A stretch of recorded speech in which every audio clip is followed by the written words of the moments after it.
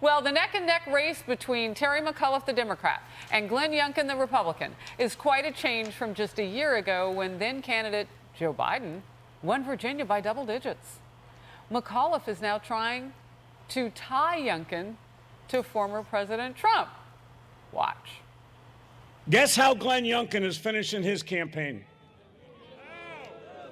He is doing an event with Donald Trump here in Virginia.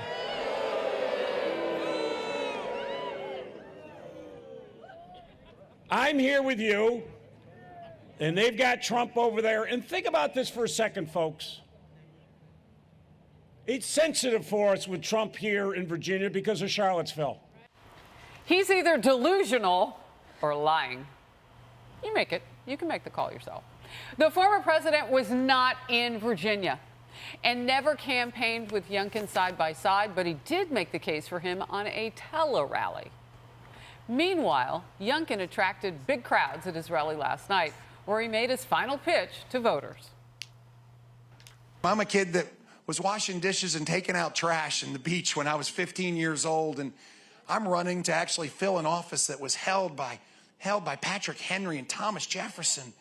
And here I am, this guy getting a chance to do this, and I want to thank you for considering hiring me. But I'll tell you, on that day, I'm going to be overwhelmed with this sense of opportunity, overwhelmed with this sense of privilege to go work for all of you as the 74th governor of the Commonwealth of Virginia. God bless you all. Let's go win this. Let's win it. All right, am I the only one who was thinking, let's go, Brandon? All right, so Bret Baier, here he is being accused of being with Donald Trump last night, and we know that that's incredibly untrue. It's a lie. But at the same time, the person who would be, perhaps in quotes, on the ballot is President Biden, and that is a nightmare for Terry McAuliffe. Yeah, good afternoon. Thanks for having me. I think that there are a lot of headwinds that McAuliffe has been facing here, and the president's approval ratings are one of them. But the issue of education is another one, and it's really interesting to see that his closing argument included a pitch by Randy Weingarten, who is the head of one of the biggest teachers unions, the American Federation of Teachers. That is, you know, it appears on its face tone deaf because you have a lot of these parents upset with the teachers unions. But I think it's an indication that McAuliffe realizes he's lost on that issue and he needs to fire up the unions to get those voters to the polls, and doing everything he can in the final minutes to do that. This is going to be a tight race, I think. I don't think it's going to, you know, break really far one way or another. But you know, a lot can change just by who shows up today. So it's interesting, Molly, just moments ago, like seconds ago, Senator Ted Cruz was in focus with me, and he made the point that even if it's just squeaky tight, here and in New Jersey, where it's tightening, even if that's the case, the referendum is Democrats really didn't jump on the right issues. And by the time they did, it was too late. And is it still too late moving forward, particularly for President Biden? Yeah, what's interesting about these races is just how tight they are. You know, Virginia is a pretty Democrat state. As you noted, Joe Biden won by 10 points. This should not be difficult for Terry McAuliffe. He's a previous governor. He's not a crazy candidate. He's running in a state that should be able to do this in a cakewalk. That it is close is not just an indictment of the Biden agenda, and Democrats control, of course, the presidency, the Senate, and the House, and their policies are very unpopular with people. I think it really is indicative of what's going to happen in a landslide. Whether McAuliffe pulls it out narrowly or Youngkin pulls it out narrowly, I think we're looking at something next year that's going to be absolutely monstrous. So, Kayleigh, when you hear that lie at the lectern, okay, and by the candidate himself, maybe somebody handed him a piece of paper and they thought, you know, oh, he'll say that Trump's here and that'll make it true. I don't know if anybody can conjure Donald Trump. Like I said, he was here and boom, doesn't work that way. But what does that tell you about this race, and how politically dangerous is that? Very politically dangerous to ever lie to your voters, which he's done on a number of issues, by the way. He's been fact-checked on the number of children with COVID-19 in hospitals, but he's continued, McAuliffe, to repeat the lie. I don't know why he's been called out. He was called out about this one, as you noted, on Faulkner Focus by Politico Playbook this morning.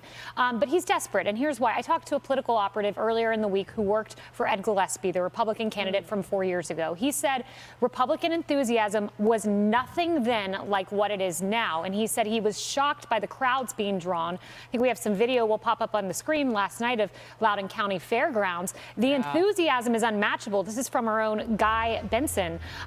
What you're seeing there stands in stark contrast to the crowds McAuliffe's drawing. And even when McAuliffe brought the sitting president of the United States to the area, I was told by someone on the ground there that the crowd was the same size of what Glenn Youngkin was drawing by himself. Politico set the scene this way. I think this was a really nice passage that they put out 30 miles away, the Loudoun County Fairgrounds, where we just saw a crowd several times the size of McAuliffe's was waiting for Glenn Youngkin to take the stage. You got a hint of why McAuliffe was desperate to manufacture the fake Trump event.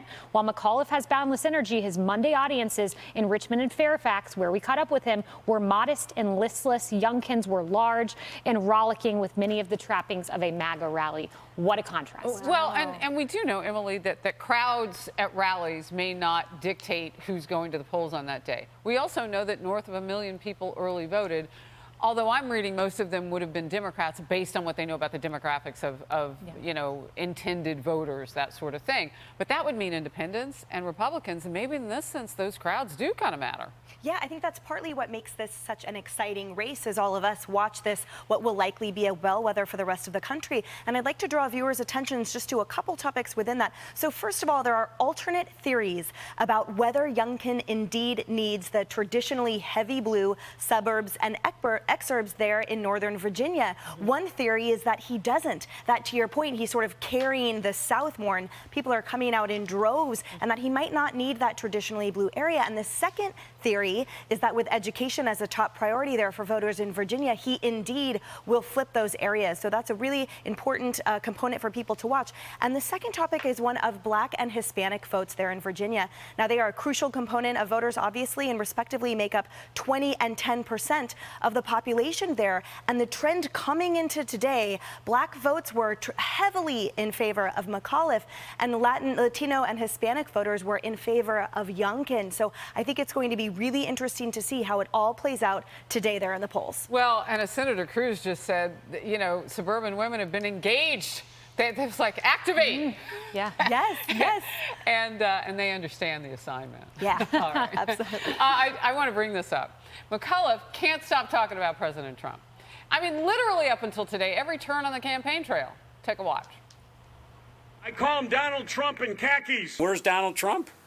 He's pledged allegiance to him 6 times. We don't want a Trump wannabe. Because my opponent's a Trump wannabe. This is about what's happening here in Virginia, and it's not about Trump. Brett Baer. Yeah. Well, he made it about Trump throughout the campaign. He talked about Trump all the time. President Biden mentioned Trump in his one speech with McAuliffe 24 times. So, I mean, and it was in every ad. There were even flyers that were linking Youngkin and Trump, saying there was a big endorsement and it was a Democratic flyer. So, you know, that was a big part of the race. But Here's the why? thing. Why? Because, you know, they sense that Trump is not a good factor for suburban Virginia. And that has been true in the past. In the last election, he lost by 10 points, as you mentioned. He lost 520,000 votes in Northern Virginia. Biden won by. So now you look at Northern Virginia and you see where Youngkin is campaigning. He's campaigning in Northern Virginia, in Loudoun County. He's getting those big crowds in this place where Donald Trump lost by more than 500,000 votes. And that's why I asked why. Because, I mean, you can look at the past, but it really only serves you to learn from it. But you still have to pay attention to today. You got to show up to today's world.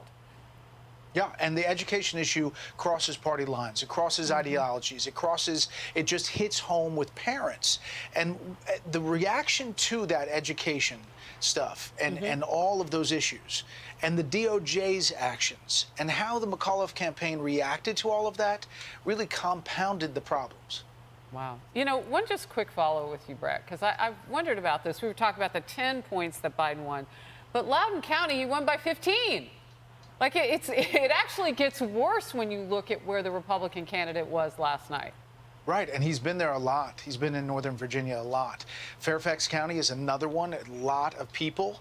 he's been campaigning there. And, you know, if the South holds, there's a couple of counties, Northampton County and Prince Edward County, that have voted 10 times for the right candidate who won the gubernatorial races. So watch those early in the night. Well, we'll be watching you watching those. We'll just be watching everything.